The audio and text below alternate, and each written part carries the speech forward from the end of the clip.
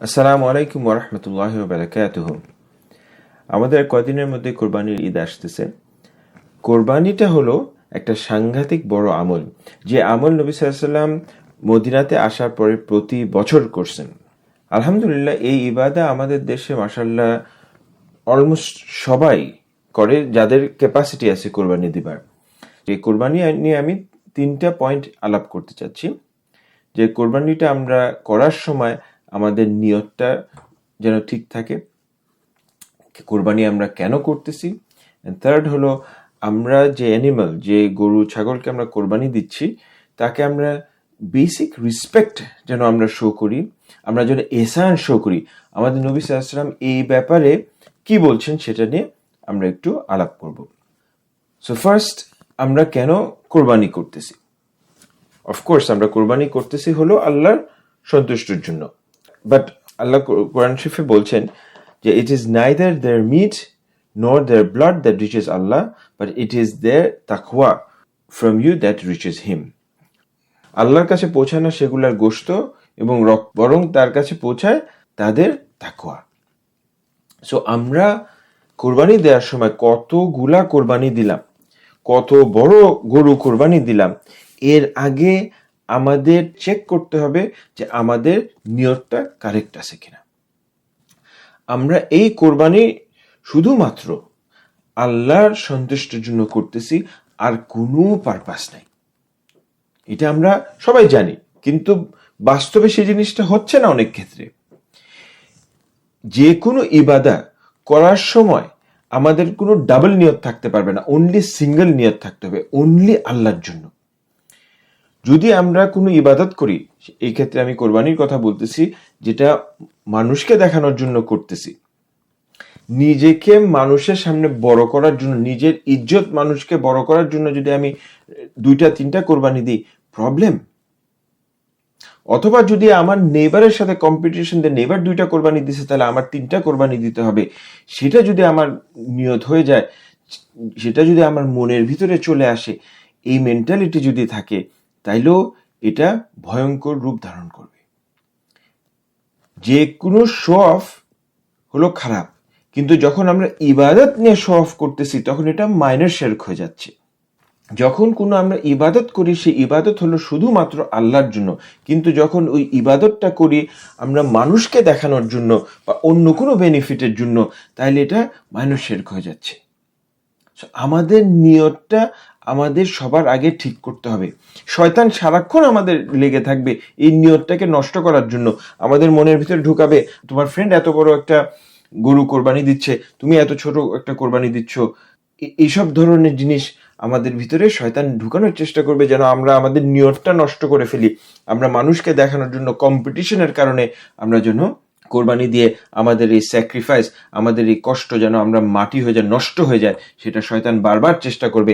But আমাদের বারবার চেষ্টা করতে হবে এই নিয়তটাকে ঠিক রাখার। বারবার নিজেদেরকে বলতে হবে, আমি করতেছি শুধুমাত্র আল্লাহর সন্তুষ্টির জন্য, মানুষের সাথে আমার কোনো কম্পিটিশন নাই। আমার যদি ক্ষমতা থাকে খালি একটা ছাগল কোরবানি দেওয়ার জন্য, আমি একটাই ছাগল দিব। আমার পাশের বাসার লোক যদি একটা গরুও দেয়, I don't care. Eye care আল্লাহর কাছে আমার কি সম্পর্ক হচ্ছে, আল্লাহ কি এটা অ্যাকসেপ্ট করতেছে কি করতেছে না। সেকেন্ড পয়েন্ট যেটা আমি আলাপ করতে চাই, সেটা হলো যে আমরা কোরবানি করি হলো ইব্রাহিম আলাইহিস সালামের সুন্নাহ ফলো করে, তাই না? এটা আমরা সবাই জানি। আমরা সবাই জানি যে ইব্রাহিম আলাইহিস সালামকে আল্লাহ সুবহানাহু ওয়া তাআলা হুকুম দেন যে ইসমাইল আলাইহিস সালামকে নিয়ে কোরবানি দেওয়ার জন্য। কিন্তু আমরা কি কোরবানি দেওয়ার সময় এই জিনিসটা চিন্তা করি যে আল্লাহ সুবহানাহু ওয়া তাআলা ইব্রাহিম আলাইহিস সালামকে কত বড় একটা পরীক্ষা দিয়েছিলেন? ওনার জানের টুকরা ছেলেকে কোরবানি দিতে আল্লাহ সুবহানাহু ওয়া তাআলা হুকুম করছেন। Can we imagine that?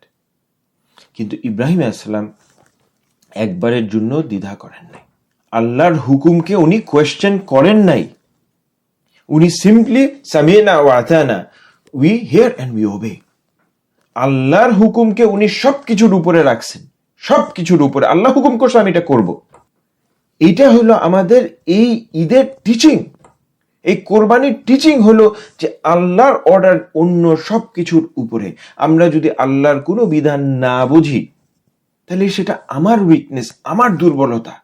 এই রুলের দুর্বলতা না, এই জিনিসটা আমাদের ভিতরে আনতে হবে যে আল্লাহর হুকুম সবার উপরে, এবং সেইটার ট্রেনিং হলো কোরবানি। আমাদের রেগুলার ডে টু ডে অ্যাক্টিভিটির মধ্যে এই জিনিসটা আনতে হবে যে ডাজন্ট ম্যাটার কোন সার্কামস্ট্যান্সেস আসছে, আল্লাহর হুকুম সবার উপরে, এরপরে হলো অন্যান্য সবকিছু। এটা হলো কোরবানির শিক্ষা। ফাইনালি যে থার্ড পয়েন্টটা আমি আলাপ করতে চাই সেটা হলো যে কোরবানির গরু, খাসি এর প্রতি, মানে কোরবানির পশুর প্রতি আমরা অনেক সময় ডিসরেসপেক্ট শো করে ফেলি। পার্টিকুলারলি এখন যে কালচার যাচ্ছে, কাউফি বলে একটা জিনিস, যে সেলফির মতো গরুর সাথে তোলা হয়, কোরবানি করে ফেলার পরে তোলা হয়, ডিসরেসপেক্ট শো করে ফেলা হয় অনেক সময়। আমাদের জিনিসটা রিয়েলাইজ করতে হবে, এই কোরবানি আমরা করতেছি হলো আল্লাহ সুবহানাহু ওয়া তাআলার জন্য।